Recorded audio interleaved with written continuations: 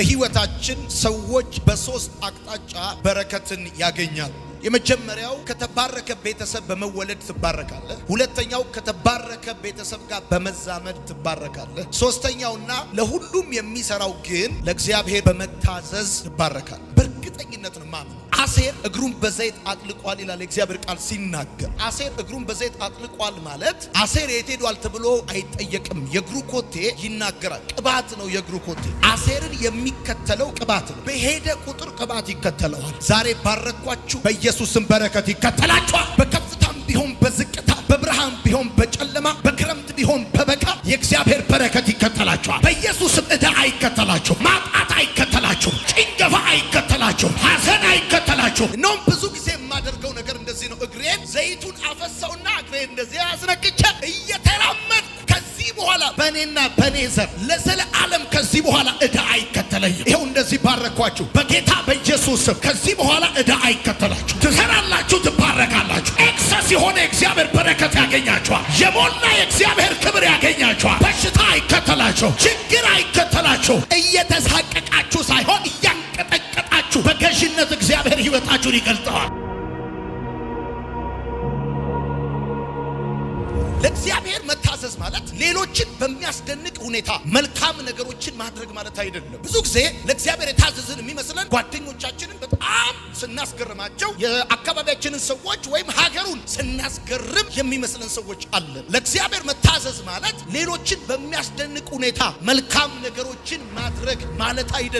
ወዳጆቼ፣ ሰው ለእግዚአብሔር ሲታዘዝ ብዙ ጊዜ ከሰው ክብር አያገኝም። ሰው እግዚአብሔርን የሚያስደስት ከሆነ አት ሴም ታይም ሰዎችን ማስደሰት አይቻልም። ስለዚህ ለእግዚአብሔር ስትታዘዙ ከሰዎች ክብር ላታገኙ ትችላላችሁ። ለእግዚአብሔር ስትታዘዙ ጓደኞቻችሁ ላታስደስቱ ትችላላችሁ። ቤተሰቦቻችሁን፣ የቅርብ ዘመዶቻችሁ ላታስደስቱ ትችላላችሁ። በመጀመሪያና በዋና ደረጃ ለእግዚአብሔር መታዘዝ ማለት የሚያስደንቁ ነገሮችን በማድረግ በማከናወን ሰዎችን ማስገረም ወይም መልካም ነገር በማድረግ ሰዎችን ማስገረም ማለት አይደለም። ሰው ቤተሰቡም ይሁን በመዛመድም ይሁን ያመጣውን ሀብት ሊያጣ ይችላል። እነግራቸዋል። ኢኮኖሚ ቢዋዥቅ፣ ዶላር ቢወጣ ቢወርድ፣ የዓለም ፖለቲካ ቢቃወስ፣ ሰው እግዚአብሔርን በመታዘዝ የተቀበለውን በረከት የትኛውም ነገር ሊነጥቀው አይችልም። እግዚአብሔርን ታዞ የተቀበለ ሰው በአጋንንት ሴራ ሊከስር አይችልም። በሰዎች ተንኮል ሊከስር አይችልም። የሰማኝ ሰው ካለ እግዚአብሔርን የልቡን ሀሳብ ተከትላችሁ የተቀበላችሁትን ነገር የትኛውም ጎበዝ አይነጥቃችሁም። የትኛውም ብርቱ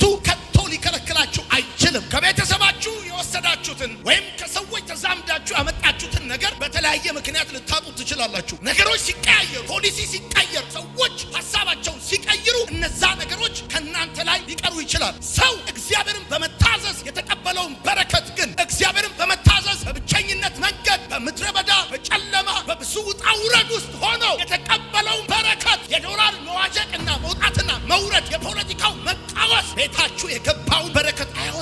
ይገርማችኋል። ቤታችሁ የገባውን ሰላም እግዚአብሔርን በመታዘዝ ወደ ቤታችሁ የገባውን የትኛውንም ነገር ሊነጥቃችሁ የሚችል ነገር የለም። ዛሬ ነግራችኋለሁ። በአቋራጭ ሄዳችሁ ከምታገኙት ልምላሜ ይልቅ በንዳዱ በረሃ ሄዳችሁ የምትቀበሉት የእግዚአብሔር እውነት ይበልጣል። ልክ ነው። ከእግዚአብሔር ሀሳብ ይልቅ የሰዎችን ሀሳብ፣ ከእግዚአብሔር የልብ ደስታ ይልቅ የጓደኞቻችሁንና የሰዎችን ስሜት ደስ በማሰኘት አንዳንድ ነገር መቀበልና ማግኘት ይቻል ይሆናል። ነገር ግን ነግራችኋለሁ፣ ሰውን በማስደሰት ጓደኞቻችሁን በማስገረም እና እነዚህን የመሳሰሉ ነገሮች በማድረግ የምትቀበሉት የትኛውም ነገር ምናልባት ለጊዜው እናንተ ጋር ሊኖር ይችላል፣ ነገር ግን ሊቆይ አይችልም። ነገር ግን ለትውልዳችሁ ልታሻግሩት አትችሉም። ለዘሮቻችሁ ልታወርሱት አትችሉም። ይኸውልህ፣ ለትውልዱ የሚያወርሰውን ሀብት የሚያገኝ ሰው ማን መሰለ? እግዚአብሔርን በመታዘዝ የተቀበለ ሰው ነው። ለልጆቹ የሚያወርሰው ሀብት ያለው ሰው የነገደ ሰው አይደለም፣ የሮጠ ሰው አይደለም። እግዚአብሔርን በመታዘዝ የተገኘ ሀብት ለዘር ማንዘር ይተርፋል። አሜን ይባላል። ይኸው ነግራችኋለሁ፣ እግዚአብሔር ምስክሬ ነው። ልጆቻችሁ እናንተ ራሳችሁን ባመማችሁ በዛ ጉዳይ ድጋሚ አይታመሙም። አሜን ባሉ። እናንተ ባለቀሳችሁበት በዛ ጉዳይ ልጆቻችሁ ከቶ አያለቅሰው። የሚሰማኝ ሰው ብቻ ካለ ይሄን በረከት ዛሬ ይዞ ይሄዳል። አናማታካቻታኔፋ አንተን ያስነከሰ ነገር ልጆችን አያስነክሳቸው። አንተን ያስለቀሰ ነገር ልጆችን አያስለቀሳቸው። ከዚህ በኋላ ባንተ ዘር፣ ባንተ ትውልድ ከዚህ በኋላ ጭንገፋ፣ ለቅሶና ሀፍረት በኢየሱስም ተቋረጠ። አዎ ልክ ነው። ሰውን በማስደሰት የሚገኘው ፍሬ ፈጣን ነው። እግዚአብሔርን በማስደሰት የሚገኘው ደግሞ የሚቆይ ሊሆን ይችላል። ግን ነግራቸዋል፣ አይሻግትም። እግዚአብሔርን በመታዘዝ የተቀበላችሁት በረከት ለእናንተ ብቻ ሳይሆን ለዘር ማንዘሮቻችሁ በማይበላችሁ ሌባ በማይሰርቀው ብል በማይበላው ብዙዎቻችን እንቅልፍ ያጣነውና የተጨነቅነው በብዙ የሰው ፊት ያየነው አባቶቻችን ሊመልሱት ይገባ የነበረውን ጥያቄ ሳይመልሱ አሳይመንቱን የነሱንም የኛንም እኛ ጋር አስቀምጠው ሄደው ነው። አያቶቻችን አባቶቻችን ብዙዎቹ እኛ እኮ እየመለስን ያለነው የኛን ዘመን አሳይመንት ብቻ አይደለም፣ የነሱንም ዘመን ያልተሰራ አሳይመንት ነው። ታውቃለህ? ይኸው ዛሬ ጸለይኩልህ፣ የዘጠኝ አያቶች ሂሳብ ይወራረዳል። እግዚአብሔር ታሪካችሁን ይቀይረዋል። እግዚአብሔር አምላክ የእስራኤልን ሕዝብ ከግብጽ ሲጠራቸው ከብርና ከወርቅ ጋር አወጣቸው። ለምን መሰለህ? የነሱ ብቻ ሳይሆን የዘር ማንዘሮቻቸው ያልተመለሰ የላባቸው ዋጋ አለ። ከብርና ከወርቅ ጋር አወጣቸው። በከንቱ ፈሶ የሚቀር አንድም ላብ ላይኖር እነግራችኋለሁ። ምናልባት ፍርድ ቤት የዘጋበት ሰዎች ታሪኩን ያጠፉት ፋይሉን ያቃጠሉት ምናልባት ሰዎች ያዛቡት ነገር ሊኖር ይችላል። ግን እንደዚህ ዛሬ ጸለይኩላችሁ፣ እግዚአብሔር አምላክ በእናንተ ዘመን የእናንተንና የልጆቻችሁ መንገድ ከእናንተ ይልቅ የቀና ይሆናል። መታዘዝ ማለት ሰዎችን የሚያስደንቅ መልካም ነገር ማድረግ ማለት ሳይሆን መታዘዝ ማለት እግዚአብሔርን የሚያስደስት የጽድቅ አቋቋም ነው። ምናልባት እግዚአብሔርን ስትታዘዙ ክብር ላታገኙ ትችላላችሁ፣ ሰዎችን ላታስደስቱ ትችላላችሁ። ምክንያቱም ሁለት ነገር በአንድ ጊዜ ማድረግ ስለማትችሉ፣ እግዚአብሔርንም አክብራችሁ ሰዎችንም ማክበር ስለማትችሉ፣ እግዚአብሔርንም አስደስታችሁ ሰዎችንም ማስደሰት ስለማትችሉ፣ መታዘዝ ደግሞ ከሰው ደስታ ይልቅ የእግዚአብሔርን ደስታ፣ ከሰው ክብር ይልቅ የእግዚአብሔርን ክብር ማስቀደም ማለት ስለሆነ እናንተ በዙሪያችሁ ላሉ ሰዎች ለምታውቋቸው ለስጋ ዘመዶቻችሁ ሳይሆን ለእግዚአብሔር ክብርና ደስታ ለመኖር የወሰናችሁ ሰዎች ስለሆናችሁ አስቀድማችሁ ይህንን በመወሰናችሁ ምክንያት ሰዎች ላይደሰቱ ይችላሉ፣ ሰዎች ላይቀበሏችሁ ይችላሉ፣ ሰዎች ላያከብሯችሁ ይችላሉ። ብዙ ጊዜ እግዚአብሔርን በመታዘዝ ውስጥ ድንቅ ነገር እንደሚሆንልን እናውቃለን። ነገር ግን እግዚአብሔርን ላለመታዘዝ የምናስቀምጣቸው ብዙ ምክንያቶች አሉ። የልቡን ሀሳብ እናውቃለን፣ እንረዳለን፣ ተምረናል። በተለይ በጣም ብዙ ክርስቲያን ብዙ ሴሚናር ተምሯል። ኮምፓሽን ሴሚናር ያልሰጠው የሰው የለም ኢትዮጵያ ውስጥ። ወርልድ ቪዥን ሰጥቶናል፣ ግሬድ ኮሚሽን ሰጥቶናል፣ በጋብቻ ተሰጥቶናል፣ ከሷ ጋብቻ ተብለናል። በጣም ብዙ ሴሚናር ሰምተናል። ነገር ግን ካወቅን በኋላ የእግዚአብሔርን ሀሳብ ለመፈጸም ስንንቀሳቀስ እግዚአብሔርን ላለመታዘዝ የምናስቀምጣቸው በጣም ቁልፍ ሶስት በቂ ምክንያቶች አሉ። እያንዳንዳችን ውስጥ ብዙ ናቸው፣ ሁላችንም የሚያስማሙ ግን ሶስት ናቸው እግዚአብሔርን ያለመታዘዝ ምክንያቶች። አንዱና ዋነኛው ብዙ ሰዎች ከእግዚአብሔር የሚገኘውን በረከት እንዳይቀበሉ የሚከለክላቸው የመጀመሪያው ምክንያት ምን መሰላችሁ? ቤተሰብ ነው። እናት፣ አባት፣ ወንድም፣ እህት፣ ልጅ፣ ሚስት፣ ባል። እነዚህ ነገሮች ዋነኛ እግዚአብሔርን ላለመታዘዝ እንደ ምክንያት ይዘን የምንንቀሳቀሳቸው ነን። እንደውም ብዙዎቻችን እነዚህ ምክንያቶች ከእግዚአብሔር ሀሳብና ፍቃድ እቅድ በፊት በኪሳችን እንዳስፈላጊነቱ ድፍንም ዝርዝርም ነው ይዘን የምንዞረው እነዚህን ምክንያቶች። ለምንድነው ይሄን ያልኳችሁ? የእስራኤል ሰዎች እግዚአብሔርን ላለመታዘዝ ምክንያት አድርገው ያመጡት አንድ ሀሳብ በእግዚአብሔር ቃል ላይ ስታነቡ ልጆቻችን በመንገድ ላይ ይሞታሉ የሚል። በጣም ብዙ ክርስቲያኖች እግዚአብሔርን ላለመታዘዛቸው ምክንያት የሆናቸው ለትዳራቸው ያላቸው ጥንቃቄ፣ ለእናታቸው ለአባታቸው ያላቸው ጥንቃቄ፣ ለባላቸው ለሚስታቸው ያላቸው ጥንቃቄ፣ ለልጆቻቸው ያላቸው ጥንቃቄ። የእግዚአብሔር ድምፅ ወደኛ ሲመጣ እግዚአብሔር እንድናደርገው አንድን ነገር ሲያዘን በዛ ትእዛዝ ውስጥ ለእግዚአብሔር ትርፍ ለቤተሰቦቻችን ዳሜጅ ያለ ይመስለናል። እኛ ለልጆቻችን፣ ለቤተሰቦቻችን፣ ለሚስቶቻችን፣ ለባሎቻችን ካለን ጥንቃቄ በላ እግዚአብሔር ስለኛ ይጠነቀቅ ዘንድ እሱ ታማኝ አምላክ እንደሆነ ማስታወስ ለክርስቲያኖች ተገቢ ነው። ወዳጆቼ እግዚአብሔርም እንደዚህ ያደረገ በዘዳግም መጽሐፍ ምዕራፍ 1 ቁጥር 39 ላይ ልጆቻቸውን አስገባና እነሱን ምድረ በዳ ላይ ያስቀራቸው። ታውቃለህ? የተጠነቀቁላቸው ልጆቻቸው፣ ያዘኑላቸው ልጆቻቸውን አስወረሳቸውና እግዚአብሔርን የጠረጠሩትን ሰዎች ምድረ በዳ ላይ ያስቀራቸው። ብዙዎቻችን ከእግዚአብሔር ሐሳብ ጋር የተላለፍነው ጥንቃቄ በሚመስል አመጻ ነው፣ ወይም ለቤተሰቦቻችን ማሰብ በሚመስል ጉዳይ ውስጥ ያለመታዘዝ ምክንያት በገንዘብ መተካት፣ የእግዚአብሔርን ትእዛዝ የእግዚአብሔርን ሐሳብ በገንዘብ መለወጥ። በአንደኛ ሳሙኤል መጽሐፍ ምዕራፍ 15 ቁጥር 19 ላይ እናንተ ቤት ሄዳችሁ አንብቡት። ሳኦል ለእግዚአብሔር ፍየልና በግ እንደዚሁም ደግሞ ገንዘብ አመጣለት። ሳኦል ያመጣው ፍየልና በግ ወታደሮቹን ሊመግብ ይችላል። ገንዘብ ግን እግዚአብሔርን ከመታዘዝ ጋር አይወዳደርም። እግዚአብሔርን መታዘዝ ገንዘብን ከማትረፍ ጋር አብሮ አይወዳደርም። አሁን ብዙዎቻችሁ እግዚአብሔር እንድታረጉለት የነገራችሁን ነገር ለእግዚአብሔር በማምጣት መሸወር ትፈልጋላችሁ። ለእግዚአብሔር ሐሳቡን መፈጸም እንጂ ትእዛዙን በገንዘብ መተካት እሱ ማትረፊያ አይሆንም። ጋድ ባንተ ሰትስፋይ የሚያደርገው ናታሪም እንድትሆኑ ከሆነ ሚሊዮን ብር አምጥተህ እሱ ሰብስቲት አታረግ። እግዚአብሔርን ላለመታዘዝ ምክንያት አድርግ። አሰራሩ አይመችም አትበል። በምድር ላይ የትኛውም የሚመች አሰራር የለም። አሁን ብዙዎቻችሁ እግዚአብሔርን ላለመታዘዝ፣ እግዚአብሔርን ላለማገልገል፣ እንደ ልቡ ሐሳብ ላለመኖር በጣም ብዙ ክላስ አላችሁ። ከዚህ ምንም ያክል ዶሴ፣ ከዚህ ምንም ያክል አጤሬራ፣ ምንም ያክል መዝገብና መጽሐፍ አላችሁ። በዚህ ምክንያት እኔ እንዳንተ ሐሳብ መጓዝ አልቻልኩ ምናምን ብትላላችሁ። እግዚአብሔር ደግሞ የሚፈልገው ማን መሰለ? ከምክንያት በላይ እየተራመደ ከምክንያት በላይ እያየ ከሱ ሐሳብ ጋር የሚሄድን ሰው ነው። እኔ ዛሬ ያየሁላችሁ በረከት አለ። የማይወሰድ በረከት አሜን በል። የማያረጅ በረከት አሜን በል። የማይሻክት በረከት አሜን ይባላል። ሶስተኛው ግን የእግዚአብሔርን ትእዛዝ በቸርነት መተካት፣ በበጎነት መተካት፣ በመልካምነት መተካት፣ ኤንጂኦ በመሆን መተካት። በኢያሱ መጽሐፍ ምዕራፍ 11 ቁጥር 21 እስከ 22 ላይ ስትመለከቱ ኢያሱን እግዚአብሔር እንደዚህ ያለው ፍልስጤሞችን አጥፋ። ይገርማቸዋል። አጠፋና የተወሰነ ክፍል ሲቀር ቸርነት አደረገላቸው፣ እራራላቸው። አሁን አንዳንዶቻችሁ እግዚአብሔር እንዲጨክኑበት የፈለገውን ጉዳይ እናደርግለታለን። ቸርነት ተው ያለንን እንራራለታለን፣ ይቅር ያለውን እናዝንለታለን። በቃ ይሄ ምናምን ብለን ጥቅስ እንፈልግለታል። አንዳንድ ታሪካዊ ዳራና የቤተ ክርስቲያን አሰራር ሁሉ እናጣቅሳል። ወዳጆቼ ማንም ሰው ቸር ቢሆን ከእግዚአብሔር ይልቅ ቸር አይሆንም። ማንም ሰው ሰጪ ቢሆን ከእግዚአብሔር ይልቅ ሰጪ አይሆንም። ማንም ሰው ተሸካሚ ቢሆን ከእግዚአብሔር ይልቅ ተሸካሚ ሊሆን አይችልም። አንዱ የእግዚአብሔርን ትእዛዝ ላለመታዘዝ ምክንያት አድርገን የምናቀርበው ቸርነታችንን፣ ልዩ ልዩ የቸርነት አገልግሎቶችን ማድረግ። ለምሳሌ የቸርነት ስራዎችን መስራት። ሰይጣን ምን ይላል መሰለህ? የቸርነት ስራዎችን መስራት እግዚአብሔርን የመታዘዝ ጥሩ ምትክ ነው ይላል። እና አረጋዊ ስታበላ፣ የጎዳና ልጆች ስትሰጥ፣ ምናምን ልብስ ስታለብሳቸው እና አንዳንድ ቸርነት ስታደርግላቸው እግዚአብሔርን የመታዘዝ ጥሩ ምትክ እንደሆነ እንዲሰማ ይፈልጋል። ዲዩ ኖ ዛት ቤተክርስቲያን ኤንጂኦ እንዳልሆነች። ቤተክርስቲያን ኤንጂኦ አይደለች። አንዱ በዌስተርኖች አውሮፓን በሉት አሜሪካን በሉት ቤተክርስቲያንን ከመታው ነገር አንዱ ቤተክርስቲያንን በኤንጂኦ ሜንታሊቲ አውረዳቸው። ቤተክርስቲያን ኤንጂኦ አይደለች። እግዚአብሔር አንተን ይፈልጋል። ያንተን አይደለም ይፈልገው፣ መጀመሪያ አንተ። ቢኮዝ አንተ መገኘትህ ብዙ የሚሰራው በጣም ብዙ የሚያስተካክለው ነገር አለ። ልጁ በእኔ ሁኔታ ሊገልጥ በወደደ ጊዜ ከደምና ከስጋ ጋር አልተማከርኩም እንዳለ እግዚአብሔር ሰው፣ እግዚአብሔር በአንተ ህይወት ሊገለጽ ሲፈልግ ከደምና ከስጋ ጋር አትማከር፣ ከጎረቤት ጋር አትማከር፣ ከሰው ጋር አትማከር። እግዚአብሔር ለአንተና ለልጆች ለቤተሰቦች የማይጠነቀቅ አድርጋ አታስበው። አብረው ይላሉ አገልጋዮች የምነግራቸው ነገር አለ። ያገለገልነው እግዚአብሔር አምላክ እኛን ፕሮስፐር እንድናደርግ ካላደረገን አላገለገልነው። ከልቤ ያገለግለዋለሁ፣ አትጠራጠር። ከልቤ ከውስጥ ያገለግለዋለሁ። እግዚአብሔርን እነግራለሁ። በህይወቴ ዘመን ሁሉ የሚጎልብኝ ነገር አለ።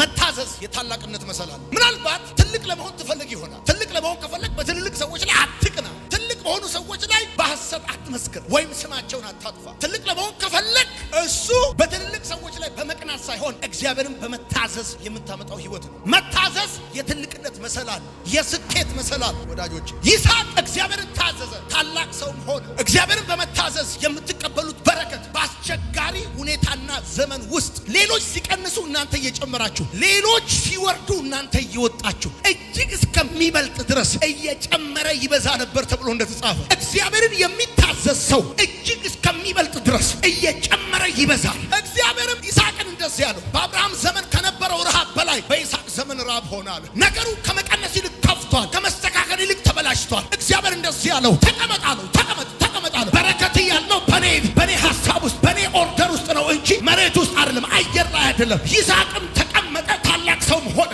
እጅግ እስከሚበልጥ ድረስ እየጨመረ ይበዛ ነበራል። እኔ ተቀበልኩት ይሄንን ቃል፣ እኔ ተቀበልኩት ይሄንን ህይወት፣ የኔ ያደረግኩት በኢየሱስ ስም። ይኸው ለእናንተ ጸለይኩላችሁ። እጅግ እስከምትበልጡ ድረስ እየጨመራችሁ ትበዛላችሁ። ወዳጆቼ በዚህ ዘመን ውድድሩ ከባድ ነው፣ ፉክክሩ ከባድ ነው። በጣም ቴክኒኩ ብዙ ነው፣ ውስብስብ ነው። ጨዋታው በጣም በኔትወርክ ነው፣ በዘመን ነው፣ በዝምድና ነው። አንድ ነገር ግን ነግራችኋለሁ። በምድረ በዳ ውስጥ እሺ ብላችሁ ታዛችሁ፣ በመከራ ውስጥ እሺ ብላችሁ ታዛችሁ አትቀንሱም። እስከምትበልጡ ድረስ እየጨመራችሁ ትበዛላችሁ። የእኛን መጨመር ልዩ የሚያደርገው ማንም በጥሩ ሲዝንማ ይጨምራል፣ ማንም ዝናብ ባለበት ዘመንማ ይጨምራል፣ ማንም ሁኔታ ሲመቻችማ ይጨምራል፣ ማንም ጥላ ሲሆን ይጨምራል። እኛ ግን ይገርማል፣ እግዚአብሔርን ታዘን በበረሃና በምድረ በዳ በጭንቅና በሐሩር ውስጥ እንጨምራለን። አሜን ይባላል። እኔ አይቻለሁ በመንፈስ እጅግ ለብዙ ሰዎች ማዕረግ ይጨመርላቸዋል፣ ማዕረግ ይጨመርላቸዋል፣ ማዕረግ ይጨመርላቸዋል። በየስርቻውና በየኔትወርኩ የሚሯሯጡ ሰዎች ይኖራሉ። እናንተ ግን እግዚአብሔርን በጽድቅና በእውነት አገልግላችሁ በምድሪቷ ላይ በብልጫ መንፈስ ትገለጣላችሁ፣ በብልጫ መንፈስ ትገለጣላችሁ። ነግራቸዋለሁ። የሞታችሁ ሲመስላቸው፣ ያለቀላችሁ ሲመስላቸው፣ አፈር የተሸፈነባችሁ ሲመስላቸው፣ በትንሣኤ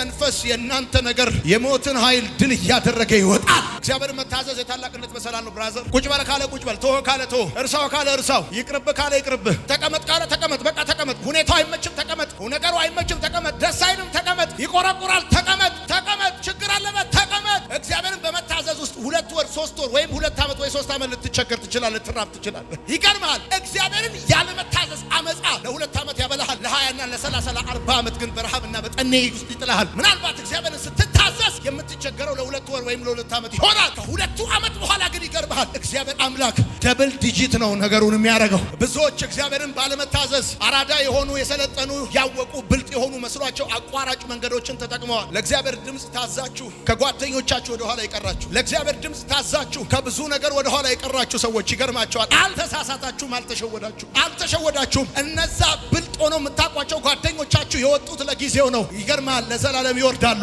እናንተ ግን የወረዳችሁት ለጊዜው ነው፣ ለዘላለም ትወጣላችሁ። እነዛ የእግዚአብሔርን ሐሳብ ባልሰማ አቋርጠው የሄዱና ለጊዜው ያገኙ የመሰሉ ሰዎች ያገኙት ለጊዜው ነው። አጣህ አይደል? እግዚአብሔርን በመታዘዝ ውስጥ ያጣኸው ለዘላለም እንዳይመስልህ። የታላቅነት መሰላል ነው እግዚአብሔር መታዘዝ። የስኬት መሰላል አይመስልም። ለጊዜው ማጣት ስላለበት አይመስልም። ለጊዜው መውረድ ስላለበት አይመስልም። የክብር መሰላል አይመስልም። ለጊዜው ውርደት ስላለበት እግዚአብሔር መታዘዝ። የመታዘዝ በረከት አለው። ይገርምሃል። ሰው ስማይ ልንገርህ፣ በአቋራጭ ሄዶ ሊከብር ይችላል። ይሄን ክብር ግን ማንም ይነጥቀዋል። ሰው እግዚአብሔርን በመታዘዝ ያገኘውን ክብር ግን ምድር ቢሰበሰብ ሊነጥቀው አይችልም። ሰዎች በአቋራጭ ሊያነግሱ ይችላሉ። በአቋራጭ ያነገሱ ሰዎች ይገርምሃል፣ በአቋራጭ ያወርደዋል። እግዚአብሔርን በመታዘዝ ግን ከወጣበት ከፍታ ማንም ያወርድ ዘንድ ከቶ አይቻለው። አይመችም ትዳሩ ተቀመጥ፣ አይመችም ስራው ተቀመጥ። ተቀመጥ ካለ ተቀመጥ፣ ተው ካለ ተው፣ ውጣ ካለ ውጣ፣ ይቅር ካለ ይቅር፣ ጥቅሙም ይቅር፣ ምቾቱም ይቅር፣ ሙቀቱም ይቅር። እሺ እኔ አባት አንተ ያልከው ይሁን እታዘዛለሁ። እሺ እነዛ ጓደኞቼም ይቅሩ፣ ወዳጆቼ አብሮ አደጎቼ ናቸው ይቅሩ፣ እኔ ይሻላለሁ፣ ብቻዬን እኔ ይሻላለሁ ካለ፣ ከእልፍ ሰው ይልቅ እኔ እበልጥብሃለሁ ካለ ይቅሩ። ዳዊት ምን አይነት አሟሟት እንደሆነ ደግሞ ተሰማ። ክብር ጠግቦ፣ እድሜ ጠግቦ፣ ባለጠግነት ጠግቦ፣ ለምን እግዚአብሔርን ታዞ። እግዚአብሔርን መታዘዝ መልካም አጨራረስ ነው ብራዘር። ይኸው መልካም ምኞት መግለጫ ይነግራለሁ። መልካም ማግኘት ይሁንልህ፣ መልካም ነገር ይሁንልህ፣ ግን መልካም አጨራረስ ይሁንልህ። እግዚአብሔርን መታዘዝ መልካም አጨራረስ ነው። እግዚአብሔርን መታዘዝ ዳዊት እንዴት ጨረሰ ካልከኝ፣ እድሜ ጠግቦ ነው፣ ባለጠግነትን ጠግቦ። እግዚአብሔርን መታዘዝ የተጽዕኖ ስፋት። አንዳንድ ሰዎች ተጽዕኖአቸው በሰፈራቸው ልክ ነው። ሌሎች ሰዎች ደግሞ ተጽዕኖአቸው በከተማቸው ልክ ነው። ሌሎች ደግሞ አሉ ተጽዕኖአቸው በሀገር ሌቭል ደረጃ ያሉ ሰዎች አሉ። እግዚአብሔር አብርሃምን በዘፍጥረት መጽሐፍ ምዕራፍ 12 ከቁጥር 1 እስከ 4 እንደዚህ ያለው ና አለው፣ ዘርህን አለው እንደ አሸዋ ነው፣ እንደ ሰማይ ከዋክብት ነው። አንተ ዩኒቨርሳል ተጽዕኖ ፈጣሪ ነው ማድረግ እግዚአብሔር ምስክሬ ነው። የተጽዕኖ መጠናችሁ ለእግዚአብሔር የመታዘዛችሁ ልክ ነው። አንተ በጓዳ ሆነ በርን ዘግተህ ስትታዘዘው እግዚአብሔር አምላክ በአደባባዩ ላይ በከፍታ ያስገድሃል። አሜን በል። እግዚአብሔር አብርሃም እንደዚህ አለ፣ ውጣ አለው፣ ውጣ ከዘመዶች ከቤት ከዘመን ከሀገር ውጣ። እሺ ካልክ እንደ ሰማይ ከዋክብት እንደ ምድር አሸዋ አደርግሃለሁ። በምድር ላይ ያለ የተጽዕኖ ልክ እኔ የታዘዝኩበት ልክ ነው። በቃ አለቀ። ሰማይ ልገር በጣም የሚገርመኝ አንዳንድ አገልጋዮች አሉ። በጣም ሞስት ኢንፍሉዌንሻል በሆኑ አገልጋዮች ላይ ይቀናል። ከምትቀና የአንድ አገልጋይ የተጽዕኖ ሌቭል ለእግዚአብሔር የመታዘዙ ልክ ነው። ከምትቀና እግዚአብሔርን ታዘዝ። ስትታዘዘው እንድትሰማ ያደርጋል። መታዘዝ የእግዚአብሔር መገኘት መንገድ፣ የእግዚአብሔር አብሮሆት፣ የእግዚአብሔር ሀልዎት፣ የእግዚአብሔር ካንተ ጋር የመሆኑ መንገድ መታዘዝ ነው። የሚታዘዙኝን ሰዎች አለ ቃሌን ወደሚጠብቁ ሰዎች አለ። በመሰረቱ እግዚአብሔር የማይገኝበት የትም ቦታ ወደ እሱ እንመጣለን፣ በእርሱም ዘንድ መኖሪያ እናደርጋለን። ስማ፣ እሺ ስትል የእግዚአብሔር ሕልውና የእግዚአብሔር መገኘት መንገዱ መታዘዝ ነው። መታዘዝ የእግዚአብሔር መገኘት ወደ ስራክ ያመጣል። ለምሳሌ እሺ ብለህ አስራት ስትሰጥ፣ እሺ ብለህ ስትጸልይ፣ እሺ ብለህ እግዚአብሔር ያለህን ነገር ስታደርግ የእግዚአብሔርን መገኘት ወደ ስራክ ነው የምታመጣው። መታዘዝ የእግዚአብሔር መገኘት ወደ ስራክ ማምጫ። ስለዚህ የእግዚአብሔር መገኘት የመታዘዝ ታላቁ በረከት ነው። ጻፉ። ለምሳሌ እናትና አባትን አክብር አለ። እድሜህም በቃ እናትና አባትን ስታከብር እድሜ ረዝ። መታዘዝ ሞኝነት ይመስላችሁ ሰዎች ካላችሁ የእድሜ ርዝመት ነው። አባ መታዘዝ እበይ፣ ፋራነት ከመሰለሽ እበይ። ምንም ያክል ሂል ላይ ወጣሽ እየገላመጥሽን እንደዚህ እያየሽን ከአቶ ሄደሽ ስታበቂ እሱ እርድና ከመሰለሽ ተሳስተሻል። ከጓደኞችሽ ጋር እግዚአብሔርን ባለመታዘዝ ስቀሽ ሊሆን ይችላል። ብቻሽን ግን ታለቅሻለሽ። አትርሽ። ሰው እግዚአብሔርን ባለመታዘዝ ብቻውን ነው የሚያለቅሰው። ከጓደኞቹ ጋር ሊስቅ ይችላል። ሰው ግን እግዚአብሔርን ሲታዘዝ ይገርምሃል። እግዚአብሔር አምላክ መሳቅ ብቻ ለብዙዎች ሳቀረ በስራው የተባረከ የሚሆን ሰው 40 ደቂቃ የሚቃወም ሰው አለ። ባያሶስ ምናምን ያለ የሚጮህ የሚታዘዘኝ ሰው አለ በስራው ይባረካል። ቻው። መታዘዝ የበረከት ምንጭ ነው። የእግዚአብሔር መንፈስ የነገረኝ ነገር አለ። እሱም ይሄ ነው። የማይወሰድ በረከት በህይወታችሁ ላይ ዛሬ ተብሎ ከተጠራው ቀን ጀምሮ ይሆናል። ይሁን እኔን እቺን ቀን ምልክት አድርጉ። ከዚህ ቀን ጀምሮ የምትገዟቸው ነገሮች ለተሻለ ነገር እንጂ ለመውረድ ከእጃችሁ አይወጡ። እግዚአብሔርን ባስቀደማችሁበት፣ እግዚአብሔርን በታዘዛችሁበት ጉዳይ ላይ እግዚአብሔር ምስክሬ ነው። በመስሪያ ቤት ልዩነት ይሆናል። መታዘዝ ልዩነት ነው ብያቸዋለሁ። መታዘዝ የእድሜ ርዝመት ነው ብያቸዋለሁ። መታዘዝ የበረከት ምንጭ ነው ብያቸዋለሁ። ይሄው እግዚአብሔር ምስክሬ ነው። በሰላም ትወጣላችሁ። መንገዳችሁ ላይ የተሰወረ ወጥመድ አያገኛችሁ። የመኪና አደጋ አያገኛችሁ። የክፉዎች ወጥመድ አያገኛችሁ። እግዚአብሔር ካሰበላችሁ ነገር ሳትደርሱ ባጭር አትቀጩ።